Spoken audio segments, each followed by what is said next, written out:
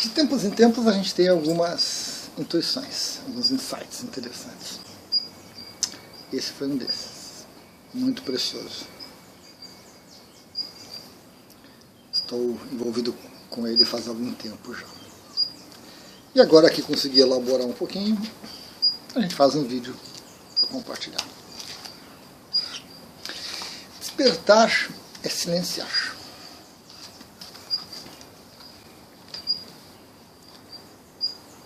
Você precisa silenciar para despertar. Interessante, né? Legal. Como é que isso funciona? Bom, primeiro a gente precisa desconstruir a ideia do despertar. Muita ilusão. Muita ilusão. O Ocidente tem um papel fundamental nisso. E o Oriente também. E hoje em dia, globalmente, internet conectando tudo e todos, os tradutores automáticos aí, a ilusão é global, é humana, né? O despertar ele não é você ficar mais forte, ficar mais inteligente, mais capaz, usar 100% do seu cérebro, desenvolver poderes psíquicos paranormais, ver presente, passado e futuro. Despertar não é virar um super-homem, não é você evoluir. Isso não é despertar. Isso são ilusões da nossa mente. São coisas que são contadas, que são repetidas, que são inventadas, que são... né? Somos muito criativos. E que mascaram o que é verdadeiramente o despertar. Tem uma historinha, já contei ela por aqui, tem 20, 30 versões diferentes dela. Contam que um monge lá, um praticante lá do Zen ou do budismo, uma coisa assim, estava lá no mosteiro e tudo, praticando, e um dia despertou. Quando ele desperta, ele abandona o mosteiro e volta para o tadezinho dele, continua vivendo. Passado algum tempo, uns alunos, ou vários alunos, perambulando pela região, encontram esse mestre, esse monge que virou mestre, que despertou. E se apavoram, se surpreendem. Estava ali ele cortando lenha, varrendo o pátio, lavando louça, lavando roupa. Chegam para ele e dizem: mas, mestre, o senhor é um ser desperto, iluminado, realizado. As trombetas, tudo que precisa. O que o senhor está fazendo aqui? Varrendo o pátio, cortando grama. Aí o monge vira para eles, ou para eles, e diz: antes de despertar, cortar a grama, lavar a louça, varrer o pátio. Depois de despertar, lavar a louça, varrer o pátio, cortar a grama. Ah, mas mestre, mas não muda nada então. Essa é a nossa visão. Despertar tem que ser uma coisa significativa. Fogos de artifício, Kundalini, a 1000 e por aí vai, né? Muda tudo. Depois que você desperta verdadeiramente. Muda tudo. Mas não da maneira como você quer. Não da maneira como nós queremos. Não da maneira como é vendido, propagado, disseminado, falado, cantado em verso e prosa. Então é preciso uma visão correta sobre o que é esse despertar. E é muito difícil falar disso porque o despertar é quase uma evolução. Quase, porque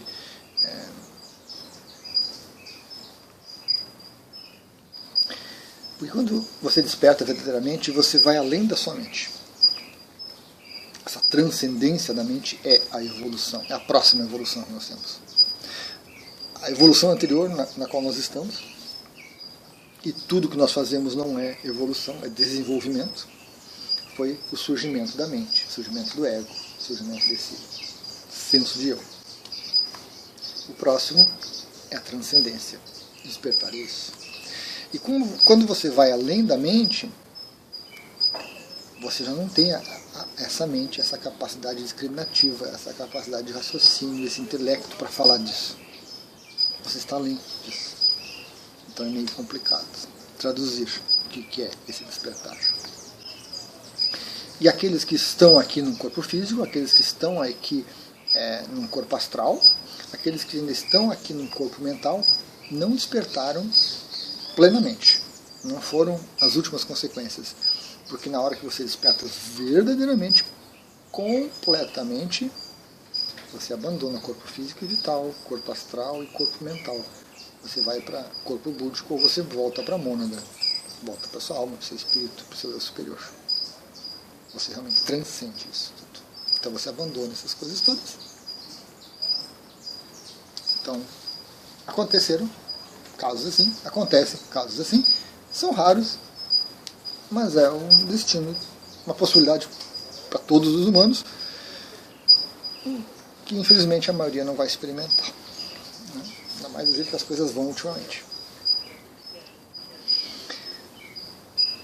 E para você despertar verdadeiramente, mesmo que você atinja ali 90%, porque você ainda está aqui, interagindo, conversando, tratando, por menos que você faça isso, você tem que silenciar. Né? Então, se você busca isso verdadeiramente, você tem que avaliar como que está o seu silêncio. Mas o que é esse silêncio? É parar de pensar? Não. Enquanto você está aqui, você está pensando. É natural, você tem um corpo mental pensante, raciocinante, intelectualizante. Você vai parar de pensar quando você evoluir, quando você transcender. Aí sim você para de pensar. Você não vai ter mais esse corpo para pensar. Você não vai ter mais o equipamento, a estrutura pensante. Até lá a gente vai reduzindo, a gente vai silenciando. Então, um movimento introspectivo seu é se perguntar: como que estou aqui dentro? Estou silencioso? Consigo? Não consigo? Não sei o que é isso. Como estou? E buscar caminhos para esse silenciar leva você para o despertar verdadeiro. Abre espaço dentro de você para o despertar. É claro que nesse caminho, nessa jornada, você terá que fazer concessões. Porque e por estar aqui no mundo físico, no corpo físico, nós temos que nos relacionar, nós temos que nos conectar, nós estamos co-criando o tempo todo. Mesmo uma pessoa que vive lá no meio do mato, isolada, sozinha, sem internet, sem nada, ainda assim ela está co-criando. Ela está criando seja com o planeta, seja com as árvores, seja com o rio, seja com a natureza em geral. Nunca se está sozinho, sempre pleno, sempre junto com algo. E para fazer isso, nós precisamos do corpo físico. Ok, o computador biológico morre, a gente continua existindo, vamos para o corpo astral. Lá também você vai estar interagindo com outros seres, tecendo relações e tudo mais. E aí você terá outros desafios, terá outras dificuldades, mas ainda assim você vai para lá e ainda precisará dessas conexões, de alguma forma delas. E aí é claro que, à medida que quanto mais você desperta, mais você se isola. Porque você vai parar de participar dessas coisas, vai parar de interagir. Porque você já não vai ter uma ressonância com essas coisas. E aí então, esse processo de silenciar é um processo solitário, de solitude, como você preferir chamar, introspectivo, né? Onde você vai se fechando e você vai saindo das coisas, voltando camada por camada. Bem, estamos aqui. Como estou no processo? Como está meu silêncio interior? O que afeta ele? Como estão as relações? Como estão as conexões? Como estão as interações? Como estão as concessões? Porque às vezes a gente consegue avançar bastante, mas a gente tem que fazer concessões, porque senão nós não conseguimos nos conectar com os outros, interagir com os outros, e nem ir ao mercado comprar alguma coisa a gente consegue, porque... Então é importantíssimo essa questão do silenciar. E uma correta perspectiva disso nos auxilia muito. E dentre tantas coisas que se faz, que se pensa, que se cria, tem um aspecto que ele é fundamental, que foi o insight, que é o contador de histórias. Eu até fui pesquisar um pouquinho o Ahankara. Ahankara está ali ligado ao Vedanta, está ligado ao Patanjali, com os sutras, um pouco de budismo envolvido, umas coisas assim, né? Mas não se encaixou muito bem a ideia. Veio o insight, né? O Ahankara é dito o fazedor do eu, é dito também às vezes o contador de histórias, e às vezes eu não acho muito adequado o ego. Mas aí não encaixou essa linha de pensamento, mas foi útil.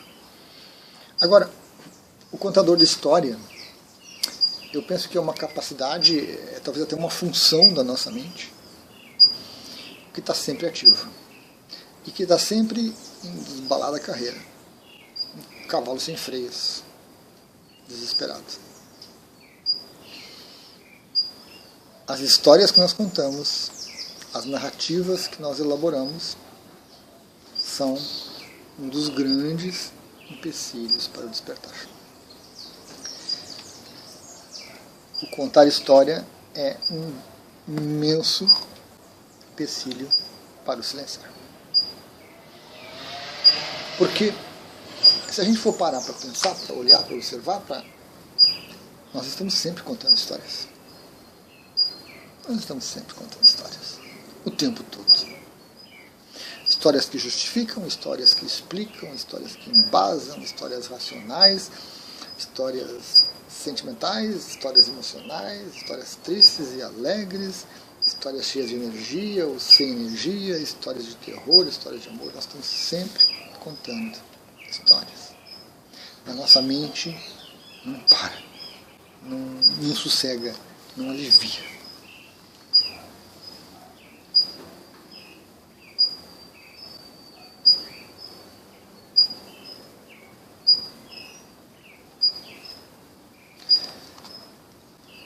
Como você está com essas histórias? Você gosta delas? Você concorda com elas? Você usa o famoso viés de confirmação, que é um perigo terrível, para validar suas histórias, sedimentar essas histórias a ponto de que seu cérebro físico se conforma, se modela a essa sua maneira de pensar, criando a rede neural padrão, que a ayahuasca e LSD bagunçam um pouquinho e aliviam um pouco. Pois então, as histórias são um perigo. São oportunidade, né? São também oportunidade. Porque a partir do momento que a gente começa a identificar, observar, estar atento a elas, a partir do momento que a gente começa a questioná-las, nós começamos a despertar mais e mais. Vem o silêncio. Porque as histórias, elas não se sustentam. Verdadeiramente elas não se sustentam. Há muitas há muitos vieses de confirmação, há muita vontade, há muita, né? Mas elas não se sustentam. As histórias, elas em algum momento começam a fazer água, começam a vazar, o barco começa a afundar, a vaca começa a ir para o brejo.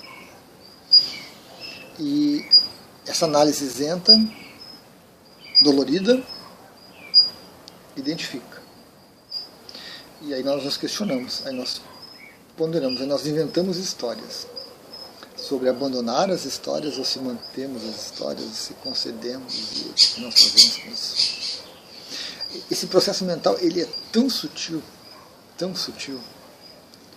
que ele está tão entranhado na gente, que praticamente qualquer raciocínio nosso é uma história, é uma narrativa. Envolve justificativas, exemplos, e razões, e motivações, e blá, blá, blá.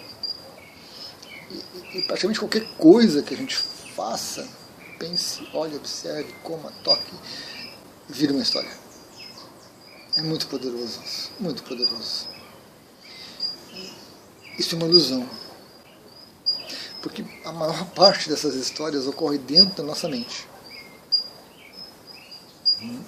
Na hora que você traz elas para a realidade, na hora que você compartilha com os outros, não funciona, aquilo não existe, aquilo, as pessoas se surpreendem com aquilo. De onde você tirou isso? Como é que você chegou a essa conclusão? Por que você fez? Por que você escolheu? E a gente se sente às vezes ameaçado, às vezes agredido, às vezes sem chão, porque a gente acreditou naquilo, basou aquilo, viés de confirmação extremado, e aquilo não é verdadeiro. Numa época de fake news, isso é uma coisa imensa. E aí você não silencia. E se você não silencia, você não desperta. Simples. Equação muito prática, muito simples. Nós temos a dificuldade de não perceber que nós estamos sempre contando histórias. Nós temos a dificuldade de não querer soltá-las. Nós temos a dificuldade dessa tendência a inventar novas histórias. Quando nós inventamos novas que são mais livres, mais abertas, melhor. Mais possibilidades. Quando a gente apenas fica trocando uma pela outra, ainda às vezes não adianta. É como você não gostar de um determinado padre, um determinado rabino, e você vai para uma outra igreja com outro padre, outro rabino, outro monge, outro...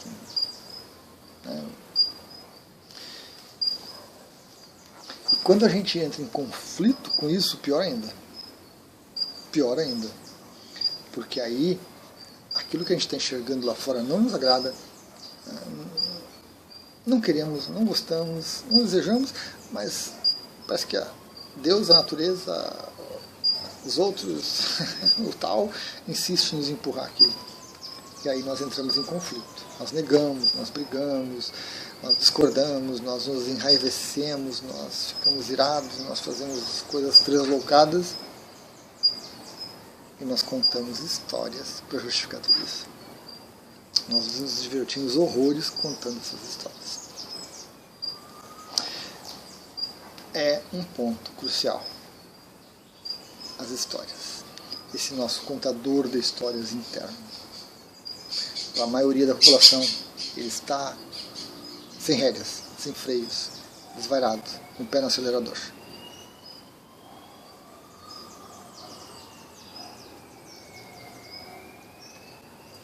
Para alguns, isso começa a aparecer. Os padrões, as repetições, os apegos, são elementos que vão mostrando que aquilo é uma história que está se repetindo.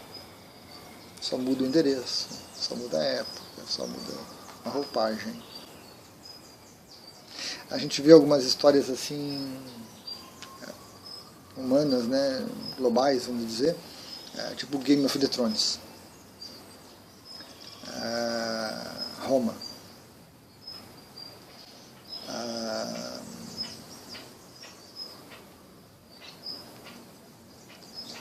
Star Trek, Guerra nas Estrelas. São as mesmas histórias, apenas a roupagem diferente, apenas o colorido diferente, a tecnologia diferente.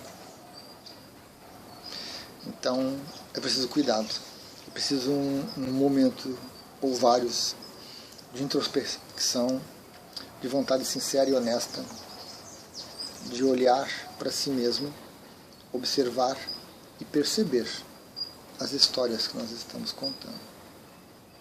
A frequência, a quantidade, a intensidade e o quão pouco nós conseguimos silenciar.